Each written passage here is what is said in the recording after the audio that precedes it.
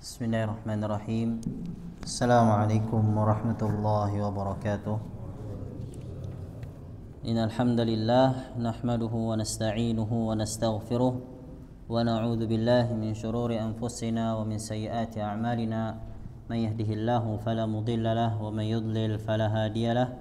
Asyhadu an la ilaha illallah wahdahu la syarika lahu wa asyhadu anna Muhammadan abduhu wa rasuluhu la nabiyya ba'dah. Ami-ami jamaah musalla al-ikhlas yang ulun muliakan, semoga kita semua diberikan perlindungan oleh Allah Subhanahu wa taala, dan tak lupa kita bersyukur atas segala nikmat yang Allah Subhanahu wa taala karuniakan kepada kita semua. Di antara nikmat yang Allah berikan adalah kita diberikan kemudahan oleh Allah Subhanahu wa taala untuk duduk di musala ini, menjalankan kewajiban dari apa yang diwajibkan oleh Allah Subhanahu wa taala, melaksanakan salat berjamaah, kemudian dilanjutkan dengan mengkaji bersama firman-firman Allah Subhanahu wa taala dan sabda-sabda Nabi kita Muhammad sallallahu alaihi wasallam. Jamaah yang dirahmati Allah Subhanahu wa taala, ini semua melainkan adalah bentuk dari pertolongan Allah Subhanahu wa taala kepada kita, dan Allah Subhanahu wa taala menginginkan kebaikan kepada kita semua. Semoga kita semua diberikan kemudahan dengan duduknya kita di sini di rumah Allah Subhanahu wa taala untuk menuju surganya Allah Subhanahu wa taala sebagaimana yang dijanjikan oleh Nabi kita Muhammad sallallahu alaihi wasallam. Man salaka tariqan yaltamisu fihi ilman sahhalallahu lahu bihi tariqan ilal jannah. Para jamaah yang dirahmati Allah Subhanahu wa taala, sebagaimana yang judul kita insyaallah pada hari ini, kita akan membahas suatu tulisan singkat yang ditulis oleh Syekh Muhammad Tamimi rahimahullahu taala berkenaan dengan yang judul beliau ditulis dengan wajibuna nahwa ma amaranallahu bih. Kewajiban seorang hamba terhadap perintah-perintah Allah. Maksudnya bagaimana kita berinteraksi dengan syariat-syariat Allah Subhanahu wa taala.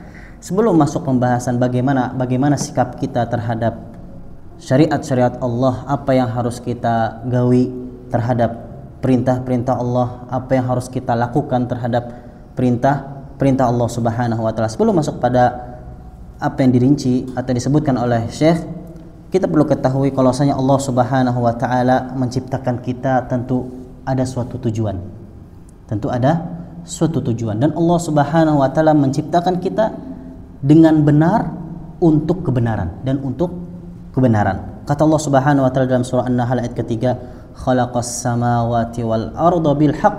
Dialah Allah Subhanahu wa taala menciptakan langit dan bumi bil haqq, dengan kebenaran, dan tentu untuk kebenaran. Dan orang-orang ulul albab, mereka yang berpikir, mereka mengatakan Rabbana ma khalaqta hadza batila. Ya Allah, tidaklah Engkau ciptakan semua ini sia-sia. Allah Subhanahu wa taala jadikan kita di muka bumi ini bukan hanya sekedar hidup begitu saja, tapi ada tujuan yang hak, yang mana tujuan tersebut untuk kembali kebaikannya kepada kita semua, Dan juga Allah Subhanahu wa taala mengatakan berkenaan kalau kita diciptakan bukan untuk hal yang sia-sia. Bukan untuk yang hal sia-sia. Kata Allah Subhanahu wa taala, "Wa ma khalaqnas samaa wal arda wa ma bainahuma la'ibin." Allah tidak menjadikan langit dan bumi dan apa yang ada di dalamnya la'ibin, suatu permainan senda gurau biasa, tidak.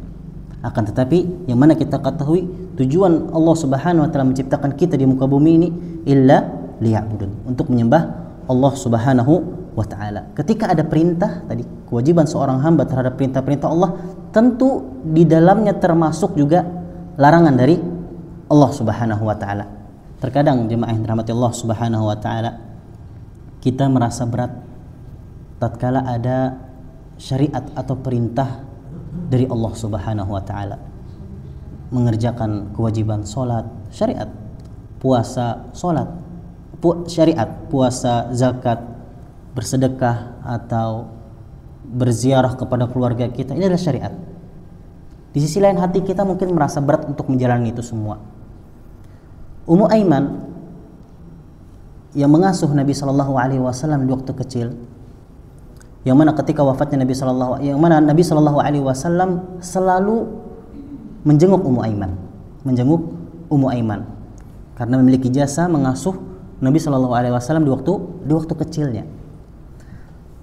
Sepeninggalnya Nabi Shallallahu Alaihi Wasallam, Abu Bakar dan Umar juga ingin menjenguk Ummu Aiman, karena kalau kita menunjukkan cinta kita kepada seseorang, kita meneruskan perbuatan tersebut, meneruskan amalan tersebut. Makanya kadang juga di antara bentuk bakti kita kepada orang tua misalnya, kita terus berusaha menyambung tali silaturahim kepada kerabat-kerabat orang tua kita. Ini adalah bentuk baktinya seorang anak kepada orang tuanya.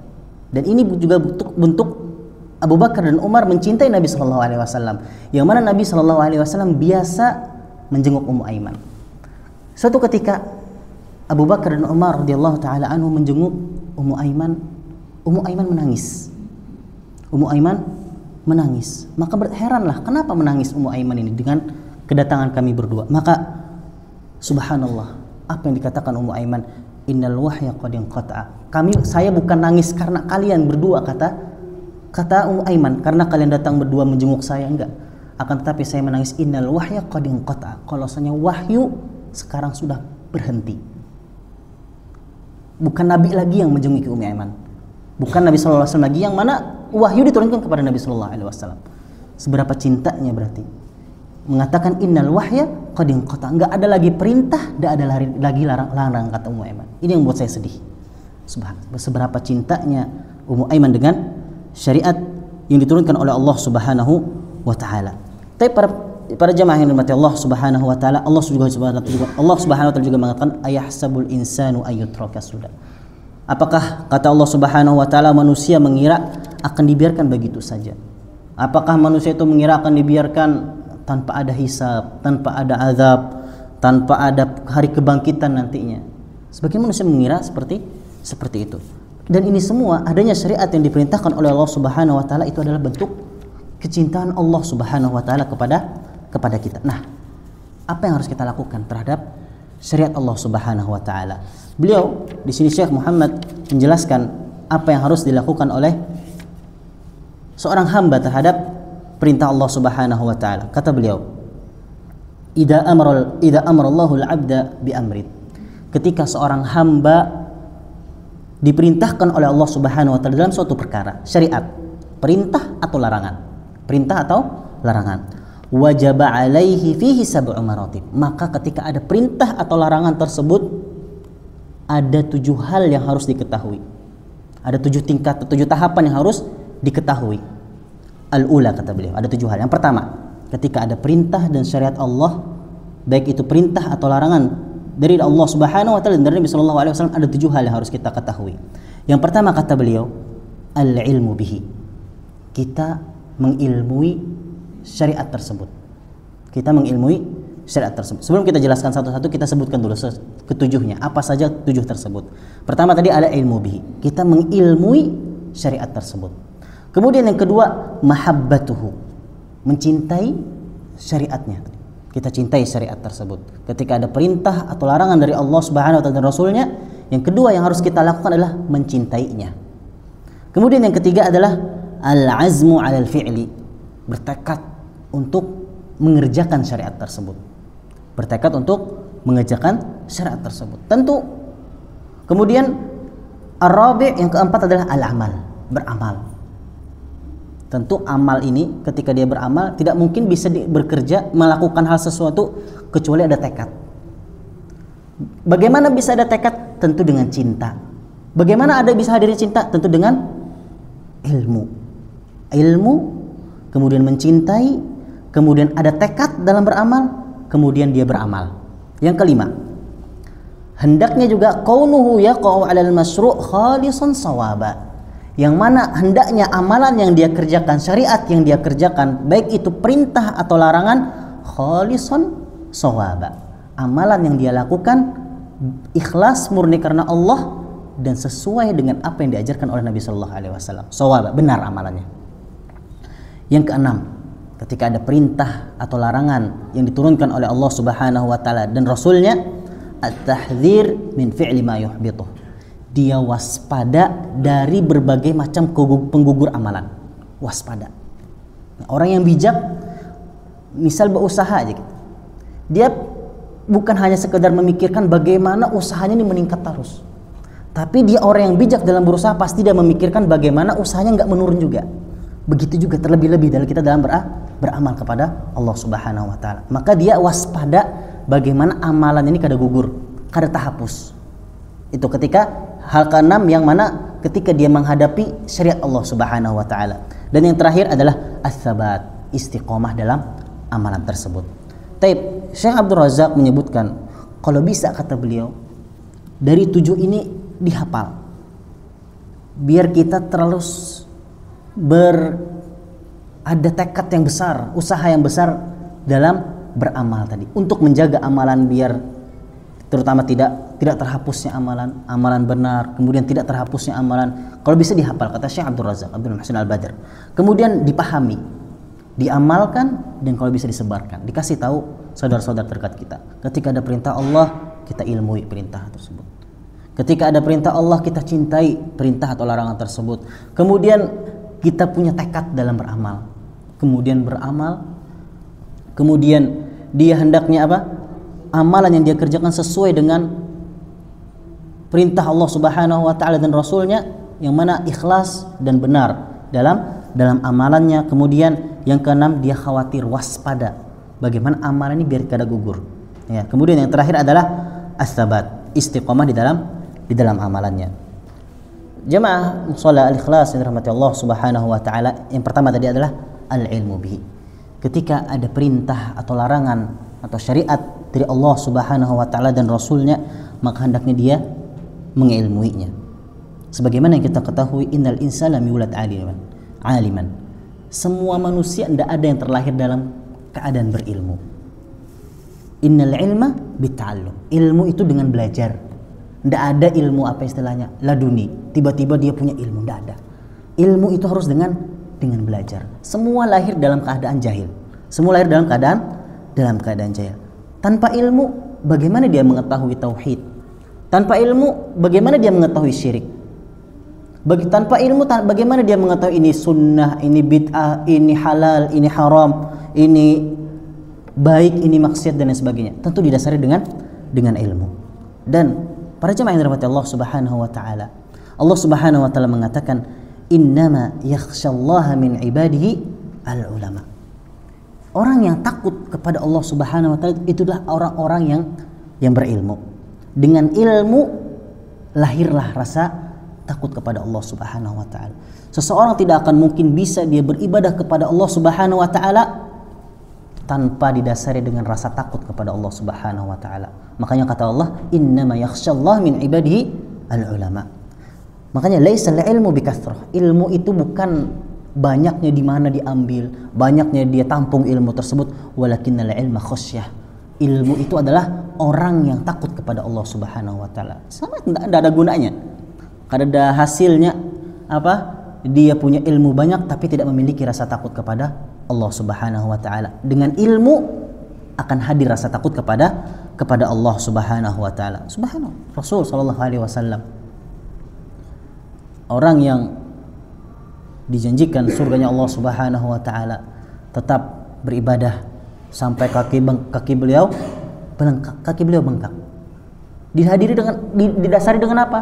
Rasa takut kepada Allah Subhanahu wa taala. Begitu juga Abu Bakar ketika mengimami menangis. Bahkan Umar bin Khattab radhiyallahu taala anhu, makmumnya yang di belakang Syaddad, mengatakan Umar juga menangis ketika mengimami salat.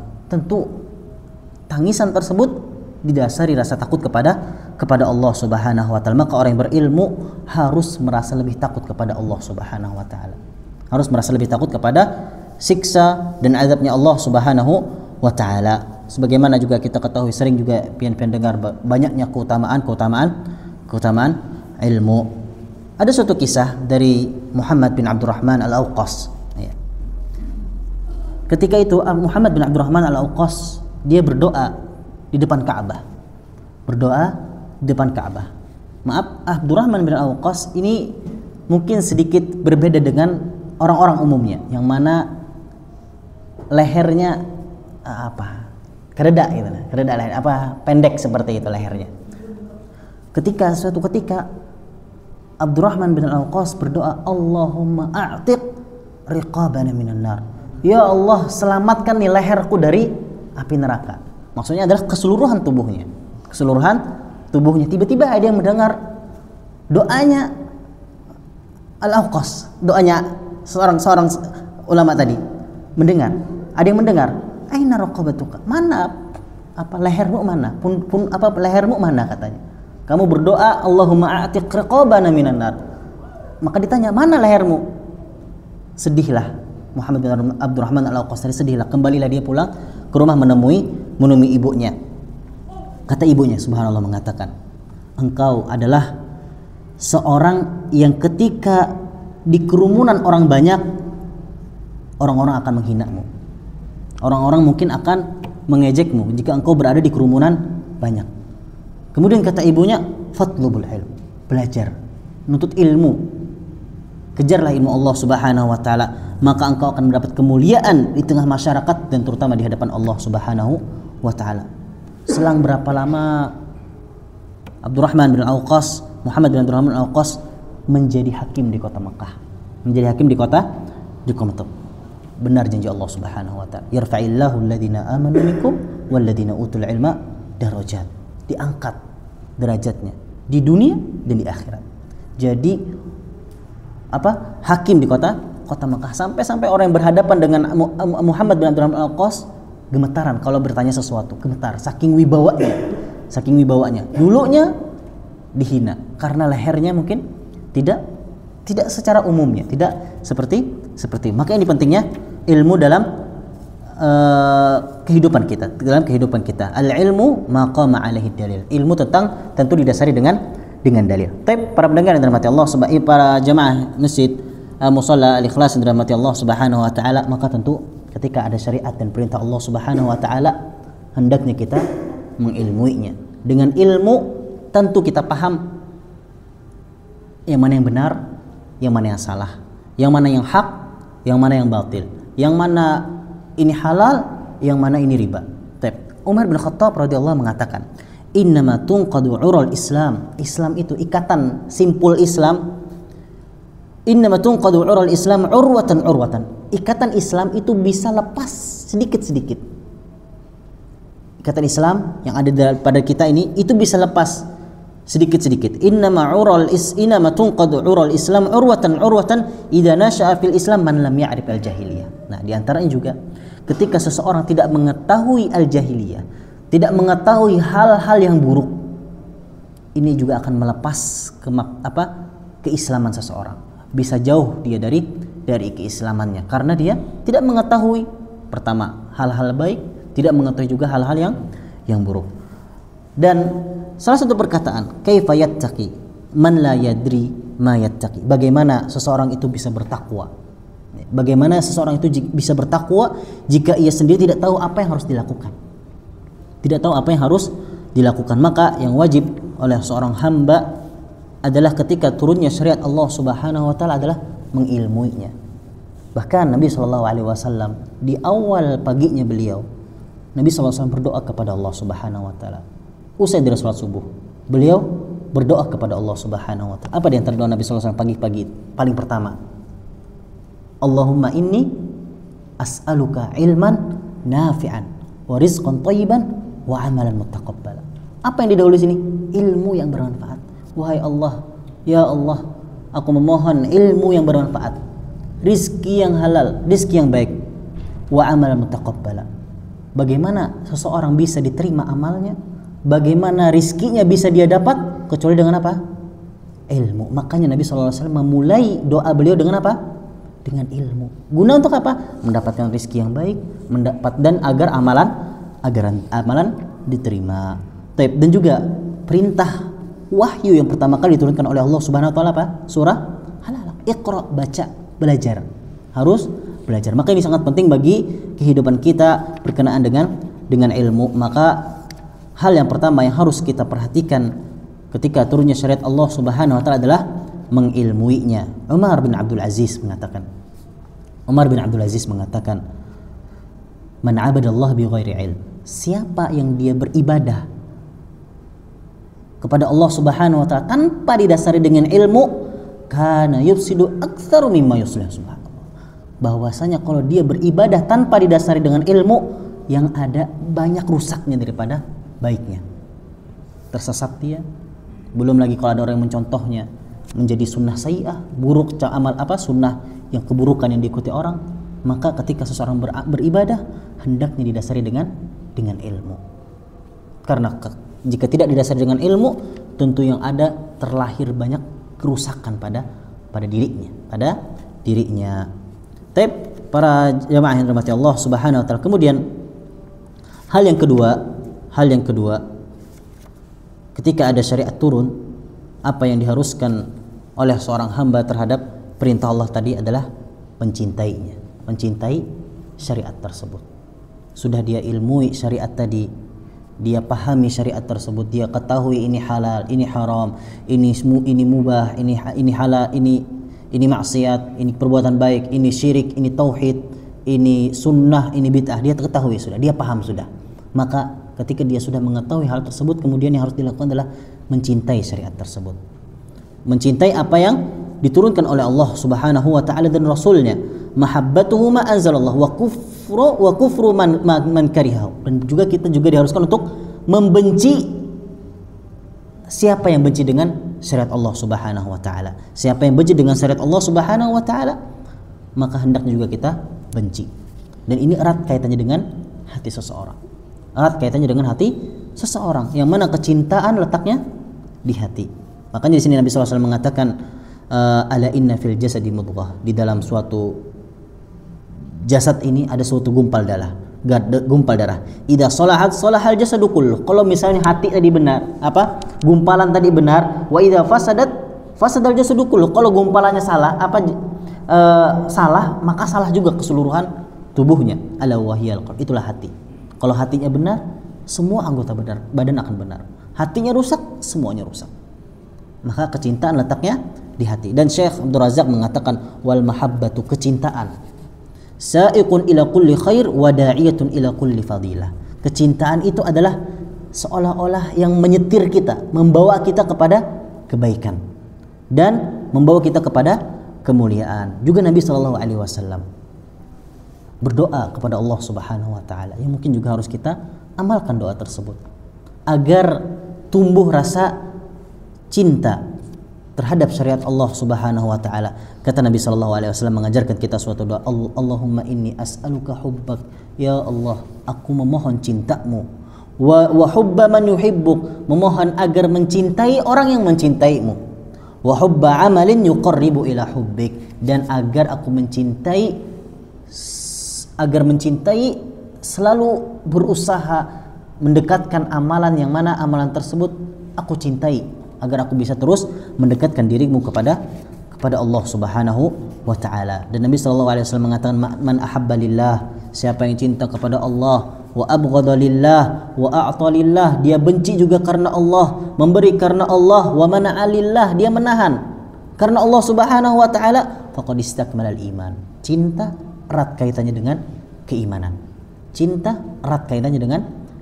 Awthaqu ural iman, ikatan iman yang paling kuat, kata Nabi sallallahu alaihi wasallam, al hubbu fillah wal bughdu fillah, cinta karena Allah dan benci juga karena Allah Subhanahu wa taala.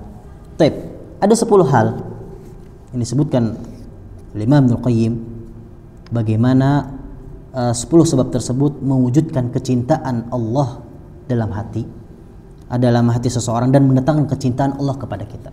Bagaimana agar kita bisa cinta kepada Allah, dan tentu yang paling besar adalah kita harapkan kecintaan Allah datang kepada kita. Ada 10 hal yang harus kita pahami, harus kita ketahui. Kata beliau, di antaranya adalah mentadabburi Al-Qur'an. Memahami isi Al-Qur'an. Ya, maka ketika kita memahami isi Al-Qur'an, muncul kecintaan tersebut. Karena kita mengerti apa yang Allah Subhanahu wa taala wahyukan. Maka dia harus mentadabburi, memahami. Ketika dia memahami isi Al-Qur'an, tentu dia berusaha untuk menjalankan syariat Allah Subhanahu wa taala. Tidak paham Al-Qur'an, tidak mungkin bisa dia mendekatkan diri dia kepada Allah. Bagaimana bisa menghadirkan cintanya kepada Allah Subhanahu wa taala. Taib yang kedua, di antara sebab dia bisa meraih kecintaan Allah Subhanahu wa taala, dia mengerjakan amalan-amalan sunnah. Dia mengerjakan amalan sunnah. Dan ini sebagaimana Allah Subhanahu wa taala mengatakan dalam ayat berkenaan dengan ayat ujian kepada diri kita. Kata Allah Subhanahu wa taala, "Qul in kuntum tuhibbunallah." Wahai Muhammad, katakan jika engkau jika kalian mencintai Allah Subhanahu wa taala, fattabi'uni, ikuti aku, ikuti Nabi sallallahu alaihi wasallam. Yuhibbu lakum, maka Allah Subhanahu wa taala akan mencintaikan, wa yaghfir lakum dzunubakum, dan Allah Subhanahu wa taala akan ampuni dosa-dosa kalian. Maka bohong ya, kalau orang bilang cinta kepada Nabi sallallahu alaihi wasallam tapi dia tidak mengajarkan apa yang diajarkan oleh atau melakukan apa yang diajarkan oleh Nabi sallallahu alaihi wasallam, tidak sesuai amalan sunnahnya, tidak sesuai dengan apa yang dilakukan oleh Nabi sallallahu alaihi wasallam, maka bohong. Saya cinta Nabi sallallahu alaihi wasallam tapi amalannya, perbuatannya jauh dari apa yang dilakukan oleh Nabi sallallahu alaihi wasallam. Hal yang ketiga adalah dia selalu berzikir kepada Allah Subhanahu wa taala. Berzikir kepada Allah Subhanahu wa taala, dan kata Allah Subhanahu wa taala, "Fadhkuruni adzkurkum." Ingatlah aku, maka niscaya aku akan ingat kepada kalian. Ini bentuk kecintaan agar seseorang bisa meraih kecintaan Allah Subhanahu wa taala. Kemudian yang keempat adalah itsar, dia mengutamakan cintanya terhadap Allah Subhanahu wa taala dibanding hal-hal yang lainnya.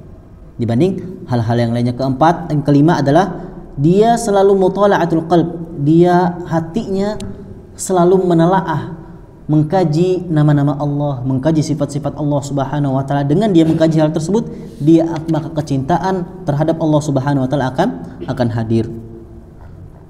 Yang keenam adalah musyahadatu birri wa ihsani. Dia mengakui berbagai kebaikan yang Allah Subhanahu wa taala berikan. Ketika seorang hamba mengakui kebaikan Allah Subhanahu wa taala, maka akan hadir rasa cinta terhadap Allah Subhanahu wa taala. Yang ketujuh, memilih hati yang luluh dan khusyuk ketika di hadapan Allah Subhanahu wa taala. Khusyuk beribadah kepada Allah Subhanahu wa taala, maka akan hadir rasa cinta. Ketika seorang hamba dia beribadah khusyuk kepada Allah, maka akan hadir terus rasa cinta kepada Allah, dan tentu Allah Subhanahu wa taala akan cinta kepadanya. Kemudian yang kedelapan adalah al-khalwah. Dia bihi waqtan nuzul ilahi, dia bersendiri di waktu turunnya Allah Subhanahu wa taala. Berkhalwat di malam hari. Ketika seorang hamba menundukkan dirinya di sepertiga malam, di saat orang-orang sedang tertidur lelap, kita menundukkan, menghambakan diri kita kepada Allah Subhanahu wa taala, maka ketika seorang hamba melakukan hal tersebut akan hadir rasa cinta kepada Allah Subhanahu wa taala. Kemudian Allah Subhanahu wa taala mencintainya. Yang kesembilan adalah duduk bersama orang-orang yang mencintai Allah Subhanahu wa taala. Dan yang terakhir, ke-10 adalah menjauhi hal-hal yang mana memalingkan cintanya kepada Allah Subhanahu wa taala. Maka hendaknya di antara kewajiban kita sebagai seorang hamba, setelah kita mengilmui syariat Allah Subhanahu wa taala, hendaknya kita mencintai apa yang diperintahkan oleh Allah Subhanahu wa taala. Tapi yang ketiga, kemudian hal yang ketiga, apa yang harus dilakukan oleh seorang hamba terhadap perintah Allah Subhanahu wa taala adalah apa tadi? Bertekad terhadap syariat atau perintah Allah Subhanahu wa taala. Ustaz, mungkin ada sebagian bertanya-tanya, ya, ingin begini kok, tapi saya ingin melakukan hal tersebut, tapi kok tidak ada kunjung-kunjung datang, tidak ada hasilnya, manfaatnya tidak ada. Ya, ini dipengaruhi dengan tekadnya kecil kita. Tekad kecilnya seorang hamba dalam berbuat, dalam melakukan sesuatu. Dia dia beramal, tapi kok hasilnya tidak datang. Itu disebabkan karena tekadnya kecil. Tekadnya kecil. Ya jadi sudah berbuat tapi belum dapat hasilnya, belum dapat apa yang dia inginkan. Dia beramal, tapi ketahuilah para jamaah yang dirahmati Allah Subhanahu wa taala, kadar amal seseorang tadi itu tergantung tekadnya. Kalau pahala itu tergantung bagaimana amalannya. Tapi kadar amal itu bisa diraih dengan apa? Dengan adanya tekad. Maka penting untuk menjaga tekad seorang hamba terutama dalam perintah Allah Subhanahu wa taala. Makanya di sini Syekh mengatakan, katsirun minan nas, kebanyakan manusia arafa, dia mengetahui syariat Allah, dia tahu syariat Allah, bahkan dia cinta syariat Allah, walakin lam ya'zim, tapi dia belum memiliki tekad dalam syariat tersebut. Khaufan min taghayyuri dunya. Nah, apalagi ini, dia khawatir perkara dunianya berubah. Ketika dia menjalankan syariat Allah Subhanahu wa taala, dia takut perkara dunianya berubah. Takut mungkin kerja sama orang kafir misalnya dia, kemudian majikan yang melarang dia untuk beribadah taat kepada Allah Subhanahu wa taala. Ini takut didasari dengan karena tanpa ada ilmu dan cinta kepada Allah Subhanahu wa taala. Dan juga Nabi sallallahu alaihi wasallam mengajarkan kita suatu doa agar kita bisa memiliki tekad yang kuat dalam perintah Allah Subhanahu wa taala. Kata Nabi sallallahu alaihi wasallam, Allahumma inni as'aluka tsabata fil amri. Ya Allah, teguhkanlah hati hamba-Mu ini dalam segala perkara. Wal azimata 'ala rusdi, dan tekadkanlah dengan tekad yang kuat di atas petunjuk-Mu, di atas petunjuk-Mu. Nabi sallallahu alaihi wasallam berdoa kepada Allah Subhanahu wa taala agar dikokohkan, dimiliki tekad yang kuat dalam beramal, memiliki tekad yang kuat dalam beramal. Tapi yang keempat, perkara yang keempat yang harus diketahui oleh seorang hamba ketika adanya perintah Allah Subhanahu wa taala, bagaimana apa yang harus kita lakukan adalah beramal. Beramal.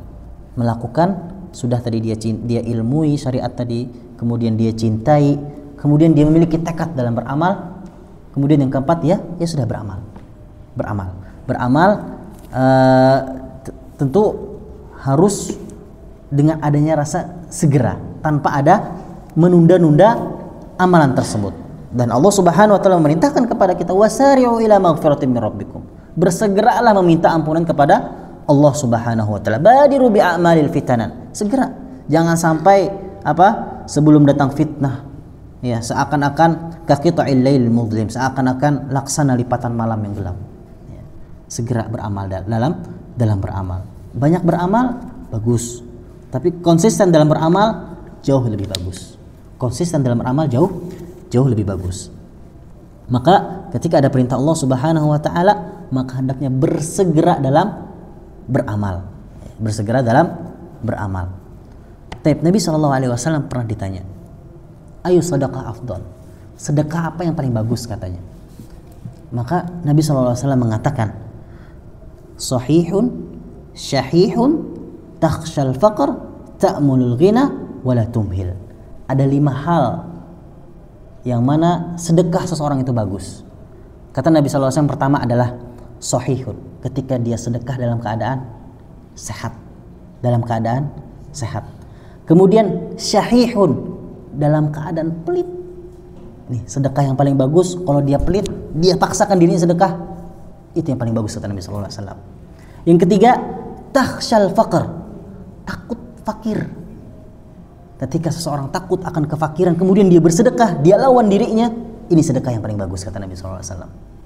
Yang keempat, ta'amulul ghina, dia berharap kekayaan, berharap banyak bisi duit, tapi tetap aja dia menyumbang. Subhanallah, ini sedekah yang paling bagus kata Nabi sallallahu alaihi wasallam.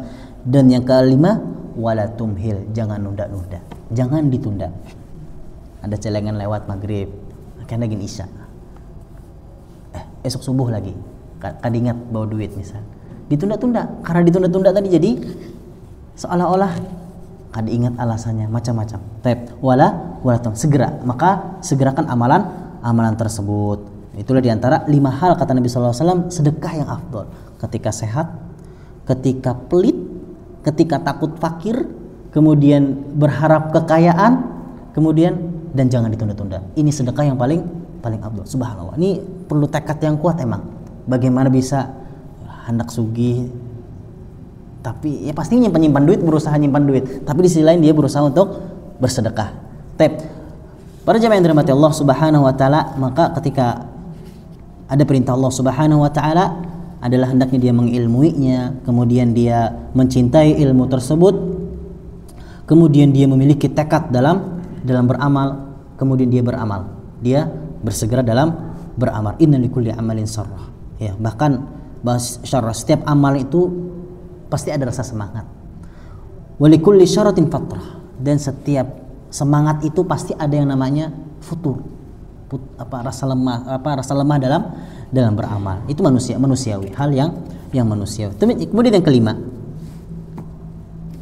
Kemudian yang kelima, ketika ada perintah atau syariat Allah Subhanahu wa taala yang harus dilakukan oleh seorang hamba adalah kaunuhu yaqa'u 'alal masyru' khalisan sawaban. Sudah tadi dia berilmu, kemudian dia mencintai ilmu tersebut, mencintai syariat tersebut, dia memiliki tekad dalam beramal, kemudian dia beramal, kemudian yang kelima amalnya harus benar dan ikhlas kepada Allah Subhanahu wa taala. Anna katsiran mimman amila, karena kebanyakan kata Syekh orang yang beramal la yaqa'u khalisan, jarang orang-orang yang ikhlas. Fa in waqa'a khalisan, adapun orang kadang ikhlas dalam beramal, lam yaqa' sawaban, tapi amalannya belum benar. Sudah ikhlas tapi belum benar. Makanya di sini fa innal amal in lam yakun khalisan la yaqbaluhu Allah. Jikalau amalan tersebut tidak ikhlas, maka amalannya tidak diterima. Walau kana katsiran, walaupun sebanyak-banyaknya amalan, tapi kena ikhlas beramalnya, kada murni lillah kepada Allah Subhanahu wa taala. Wa idza lam yakun amal sawaban, dan juga ada yang beramalnya tidak benar, ketika amalan tersebut tidak benar ala sunnah, tidak sesuai dengan sunnahnya Nabi sallallahu alaihi wasallam, lam yaqbalhu Allah. Allah Subhanahu wa taala tidak akan terima amalannya. Makanya kata Nabi sallallahu alaihi wasallam dalam hadis qudsi, ana aghna syuraka ani syirk. Katanya dalam hadis qudsi, firman Allah Subhanahu wa taala, aku adalah zat yang paling tidak membutuhkan sekutu sama sekali. Wa man amila amalan, siapa yang dia beramal suatu amalan, asyraka ma'iya fihi ghairi taraktuhu wa syirkah. Barang siapa yang dia beramal dan menyekutukanku dengan selainku di dalam amalan tersebut, dia mensekutukan Allah Subhanahu wa taala, maka aku tinggalkan dia dan sekutunya. Maka hendaknya amalan yang dia lakukan adalah benar, ikhlas, benar sesuai dengan Nabi sallallahu alaihi wasallam, dan ikhlas karena Allah Subhanahu wa taala. Bahkan dan juga di akhir surah, di akhir ayat dalam surah Al-Kahfi, Allah Subhanahu wa taala mengatakan, "Faman kana yarju liqa'a rabbih." Siapa yang ingin ketemu dengan Allah Subhanahu wa taala, bertemu dengan Allah Subhanahu wa taala, apa kata Allah? "Falyamal 'amalan shalihan." Amalan salihah maksudnya apa? Amalan yang benar. Amalannya benar, bujur amalan sesuai dengan Nabi sallallahu alaihi wasallam. Ketika dia ingin menghadap bertemu dengan Allah Subhanahu wa taala, "Falyamal 'amalan shalihan." Yang kedua, wala yusyrik bi ibadati rabbih, dan jangan mensekutukan Allah Subhanahu wa taala. Maka ketika seseorang ikhlas murni ibadahnya kepada Allah dan amalannya benar sesuai dengan apa yang diajarkan Nabi sallallahu alaihi wasallam, maka dialah orang yang berhadapan bertemu dengan Allah Subhanahu wa taala. Banyak sebab-sebab di antara munculnya amalan tanpa tuntunan.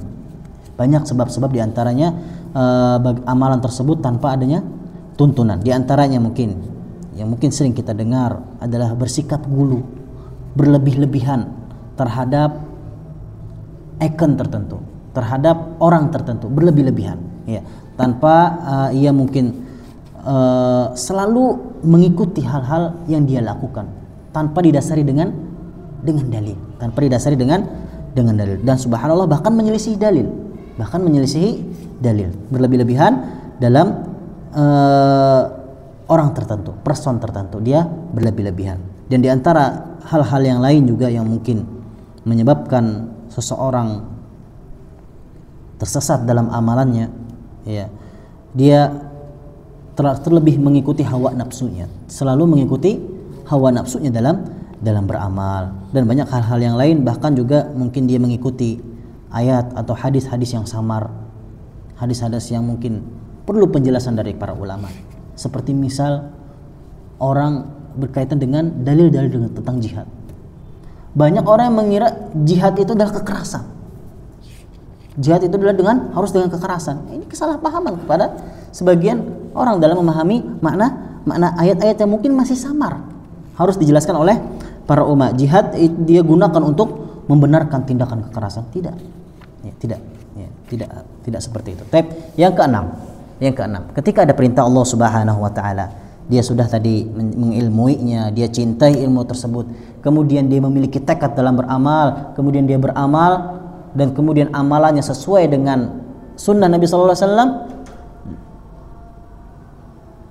dan ikhlas kepada Allah Subhanahu wa taala, maka yang keenam adalah dia waspada.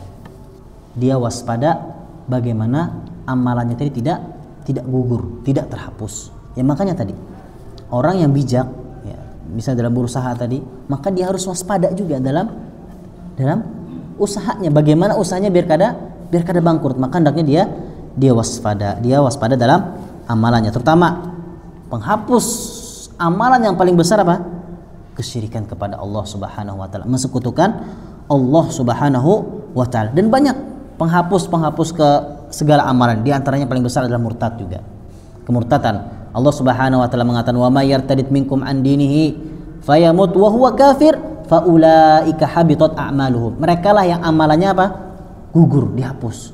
Ini mati dalam keadaan kafir, kemudian dia beramal, kemudian dia mati dalam keadaan kafir, faulaika habitat a'maluhum fid dunya wal akhirah, maka amalannya akan gugur. Kemudian kesyirikan, kemudian bahkan durhaka kepada orang tua juga merupakan kesyirikan, juga merupakan penggugur amalan seseorang. Dan al-mannan, mengungkit-ungkit kebaikan. Ya ayyuhalladzina amanu la tubtilu shadaqatikum bil manni wal adha. Kata Allah Subhanahu wa taala, jangan batalkan sedekah-sedekah kalian bil manni, dengan mengungkit-ungkit sedekah tadi. Kemudian tadi Allah Subhanahu wa taala, kata Nabi sallallahu alaihi wasallam, "Salasatun la yaqbalullahu minhum sarfan wala adla." Ada 3 hal yang mana kata Nabi sallallahu alaihi wasallam Allah tidak menerimanya, baik itu perkara yang wajib ataupun sunnah, tidak diterima oleh Allah Subhanahu wa taala. Yang pertama, aqun, durhaka kepada orang tuanya. Durhaka kepada orang tua. Mannan, kemudian dia mengungkit-ungkit kebaikan. Wa mukadzibun bil qadar, dan dia mendustai takdir. Itu diantara penghapus amalan, dan banyak hal-hal yang lain yang menggugurkan amalan. Ada sebuah kisah, ya, dari salah seorang sahabat, yaitu Thabit bin Qais. Azan kan? Biasanya azan dulu kah, langsung kah, atau nyambung lagi sedikit lah? Nggih, azan dulu berarti. Azan dulu kah? Lanjut dulu. Habis azan langsung qomat kah? Oh, nggih. Nggih, sedikit lagi. Baik, kemudian tadi yang keenam adalah dia khawatir kalau misalnya penggugur amalan tadi. Ada sebuah kisah dari salah seorang sahabat, yaitu Thabit bin Qais. Thabit bin Qais, yang mana ketika turun wahyu Allah Subhanahu wa taala, la tarfa'u aswatakum fawqa sautin nabi. Janganlah kalian mengangkat suara kalian di atas suaranya Nabi sallallahu alaihi wasallam. Thabit bin Qais ini adalah seorang sahabat yang memiliki suara yang lantang, keras. Ketika mendengar firman Allah Subhanahu wa taala, jangan la tarfa'u aswatakum, jangan angkat suara kalian di hadapan Nabi sallallahu alaihi wasallam. Sedih tiba-tiba. Sangat sedih. Thabit bin Qais sangat merasa sedih dan takut, sampai Nabi sallallahu alaihi wasallam mencari Thabit bin Qais. Kata Anas bin Malik, Nabi sallallahu alaihi wasallam iftaqada Thabit bin Qais. Nabi sallallahu alaihi wasallam mencari Thabit bin Qais. Faqala rajulun, ya Rasulullah, ana a'lamu laka ilmah. Saya tidak tahu di mana Thabit bin Qais. Saya tahu di mana Thabit bin Qais berada, katanya. Kemudian kemudian salah seorang sahabat yang lain mendatangi Thabit bin Qais tadi. Jalisan fi baitihi munakkisan ra'suhu. Dia duduk di rumahnya dan tertunduk kepalanya. Saking sedihnya, takutnya, karena dia memiliki suara yang tinggi. Pernah melakukan suara yang tinggi dan memang memiliki suara yang tinggi, sampai sedih dia. Karena kata Allah Subhanahu wa taala tadi apa di ujung ayatnya? La tarfa'u aswatakum fawqa sautin nabi wa la tajharu lahu bil qawli ka jahri ba'dikum li ba'din an tahbata a'malukum. Kalau misalnya di antara penghapus, penggugur amalan adalah mengangkat suara di atas suara Nabi sallallahu alaihi wasallam. Sedih, makanya sedih. Tidak ada keluar-keluar sampai Nabi sallallahu alaihi wasallam mencarinya. Maka faqala ma sya'nuka? Kenapa ente kata salah seorang sahabat tadi. Faqala syarrun kana yarfa'u sautahu fawqa sautin Nabi sallallahu alaihi wasallam. Keburukan telah menimpamu, katanya. Karena aku memiliki suara yang tinggi di atas suara Nabi sallallahu alaihi wasallam. Faqad habita amaluhu, maka telah gugur amalanku. Keburukan telah menimpa aku, katanya. Amalanku telah gugur karena turunnya wahyu Allah Subhanahu wa taala. Fa'atar rajul fa akhbarahu, maka orang tadi kembali kepada Nabi sallallahu alaihi wasallam, menemui kalau saya sekarang Thabit bin Qais lagi sedih karena pernah mengangkat suara di atas suara Nabi sallallahu alaihi wasallam. Maka kata Nabi sallallahu alaihi wasallam, idhhab ilaih faqul, pergilah kepadanya, datangi Thabit bin Qais, kembali lagi, katakan kepada Thabit bin Qais, innaka lasta min ahlin nar, kau itu wah Thabit bin Qais bukan golongan dari ahli neraka, walakin min ahli jannah, akan tapi dari merupakan penghuni surganya Allah Subhanahu wa taala. Juga banyak kisah, di antaranya adalah kisah seseorang yang bermaksiat kepada Allah Subhanahu wa taala, di antara penggugur amalan adalah bermaksiat kepada Allah Subhanahu wa taala. Karena kata Nabi sallallahu alaihi wasallam, la a'lamanna aqwaman min ummati, akan ada suatu umat dari umatku, kata Nabi sallallahu alaihi wasallam, mereka datang yaumal qiyamah bihasanat, dengan kebaikan yang besar seperti gunung putih besar, fayaj'aluhu Allahu haba'an mansura, kemudian amalan tersebut seolah-olah menjadi debu yang berterbangan. Maka Thauban bertanya kepada Nabi sallallahu alaihi wasallam, ya Rasulullah, sifhum lana, siapa mereka punya amalan besar banyak tapi menjadi debu yang bertebaran? Sifhum lana, sifatin kami, siapa mereka? Jallihim lana alla nakuna minhum, sifatkan kepada kami agar kami tidak seperti mereka wahai Nabi sallallahu alaihi wasallam. Maka Nabi sallallahu alaihi wasallam mengatakan, amma innahum ikhwanukum, mereka itu adalah saudara kalian, kata Nabi sallallahu alaihi wasallam. Wa min jildatikum, merupakan golongan kalian, kata Nabi sallallahu alaihi wasallam. Ya'khuduna minal laili kama ta'khudun, salat malam seperti kalian salat malam, kata Nabi sallallahu alaihi wasallam. Kemudian kata Nabi sallallahu alaihi wasallam, walakinnahu aqwamun, tetapi mereka adalah suatu kaum, idza khalau bimaharimillahi intahaku, ketika dalam kesendirian, kata Nabi sallallahu alaihi wasallam, mereka menerjang hal-hal yang diharamkan oleh Allah Subhanahu wa taala. Ini terutama mungkin anak muda biasanya. Ya, ketika dalam kesendirian ditabrak tuh apa yang diharamkan oleh Allah Subhanahu wa taala. Maka ketika dia bermaksiat kepada Allah Subhanahu wa taala dalam kesendirian, terutama Allah Subhanahu wa taala jadikan amalannya seperti debu yang bertebaran. Waliyadzubillah.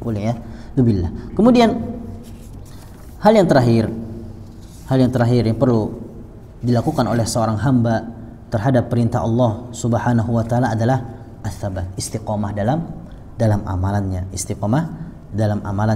as-sabatu 'alal haq, istiqomah dalam kebenaran, wal khaufu min su'il khatimah, dan takut dari penutup yang atau akhir yang buruk. Dia khawatir dari hal-hal yang buruk. Inna minkum man ya'mal bi'amali ahlil jannah, karena kata Nabi sallallahu alaihi wasallam, ada di antara kalian man ya'mal bi'amali ahlil jannah, dia beramal dengan amalan ahli surga, wa yukhtamu lahu bi'amali ahlin nar, kemudian diakhiri dengan amalan penghuni neraka. Wal'iyadzubillah. Wa hadha aidan min a'zami ma yakhafu minhu salihun, dan ini adalah hal-hal yang paling ditakuti oleh orang saleh. Wa fi zamanina qalil wa hiya qalilun fi zamanina, maka ini adalah hal-hal yang mungkin jarang terjadi zaman kita, istiqomah dalam beramal. Bahkan Nabi SAW, Sufyan bin Abdullah Thaqafi mengatakan, ya Rasulullah, qul li fil islami qawlan la as'aluka ghairak,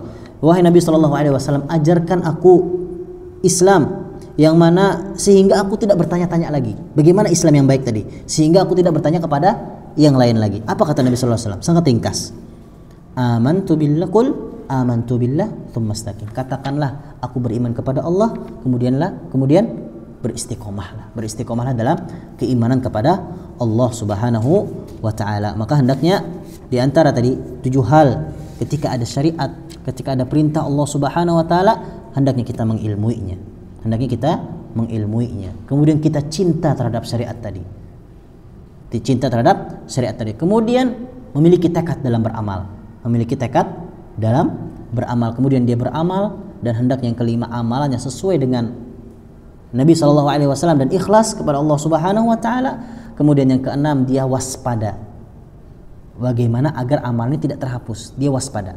Dan yang ketujuh adalah istiqamah. Nabi SAW berdoa, ya muqallibal qulub, wahai yang membolak-balikan hati, tsabbit qalbi ala dinik, kokohkanlah hatiku ini di atas agamamu. Wa ya musarrifal qulub, wahai yang membolak-balikan hati, sarrif qalbi ala taatik, palingkanlah hatiku untuk melakukan ketaatan kepadamu. Mungkin ini yang bisa ulun sampaikan berkenaan apa kewajiban kita terhadap perintah Allah, yaitu kita berinteraksi dengan Allah Subhanahu wa taala.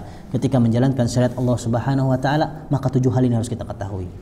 7 hal ini harus kita hafal, harus kita pahami dan kita amalkan. Terlebih kalau bisa kita kasih tahu saudara-saudara kita. Kalau misalnya ketika ada perintah Allah, 7 hal ini harus kita lakukan. Mengilmuinya, mencintainya, kemudian memiliki tekad dalam beramal, karena tekad sangat erat kaitannya dengan amalan seseorang, memiliki pengaruh dalam amalannya. Ketika memiliki tekad pasti dia beramal. Kalau tidak memiliki tekad, bagaimana dia beramal? Kemudian yang keempat, beramal. Terlebih beramal dengan segera tanpa menunda-nundanya, tanpa menunda-nunda amalan tersebut.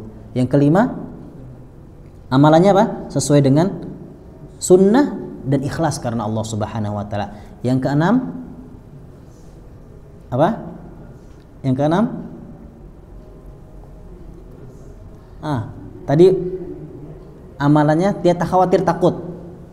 Ya, setelah pertama ilmu, mencintai, memiliki tekad, kemudian beramal, waspada. Waspada yang keenam. Berarti yang kelima apa tadi? Benar dan sesuai contoh. Oke, yang keenam adalah sesuai dengan contoh. Yang keenam waspada, dan yang ketujuh tadi terakhir istiqomah dalam beramal. Tapi mungkin ini yang bisa ulun sampaikan. Salah dan khilafnya itu dari ulun pribadi dan dari syaitan. Mohon ampun, dan ampun benarnya itu dari Allah Subhanahu wa taala. Maka kita tutup dengan doa kafaratul majlis. Subhanakallahumma wa bihamdika asyhadu an la ilaha illa anta astaghfiruka wa atubu ilaik.